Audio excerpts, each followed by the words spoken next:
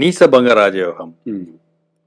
இது ஒவ்வொருத்தருடைய ஜாதகத்துல இருக்குன்னா ஆமா சார். அவங்க என்ன மாதிரியான பலன்களை ஒவ்வொரு கிரகத்துக்கு வந்து உச்சம் நீசம் 2 பலன் இருக்கு சார். 2 அம்சம் உண்டு. இந்த கிரகங்கள் நீசம் ஆயிட்டு அந்த கிரகம் இருந்த வீட்டுக்குரிய ராசி அதிபதி ஆட்சி உச்சம் பெற்றான்னு வச்சுங்களேன், அப்ப நீசபங்க ராஜயோகம் வேலை செய்ய ஆரம்பிச்சிடும். அதுவும் லக்னத்துக்கோ சந்திரனுக்கோ கேந்திரத்தில் இருக்குன்னு வச்சுங்க, நிச்சயமா இந்த நீசபங்க ராஜயோகம் வேலை செய்யும்.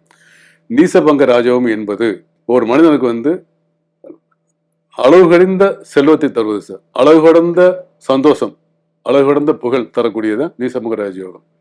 நீசம் என்ற விஷயத்துக்கு வந்து சிறிதளவுல அவர் வாழ்க்கையில மிகவும் பின்னோக்கி போய், உதாரணத்துக்கு கடன்பட்டு ஊரை விட்டு ஓடி போய் மறுபடியும் பெரிய ஆளாவாங்க. அந்த விஷயத்துல இந்த இதுக்கு நீசபங்க ராஜயோகம் எடுத்துக்கலாம்.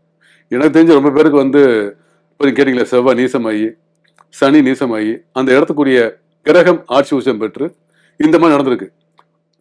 கடனாகி போய் ஊரை விட்டு ஓடி அதுக்கப்புறம் 2 வருஷம் 5 வருஷம் கழிச்சு மிகவும் உழைச்சி சம்பாதிச்சு மேலே வர்றாங்களே, அவங்களுக்கு பூரா இந்த நீசபங்க ராஜயோகம் இருக்கு.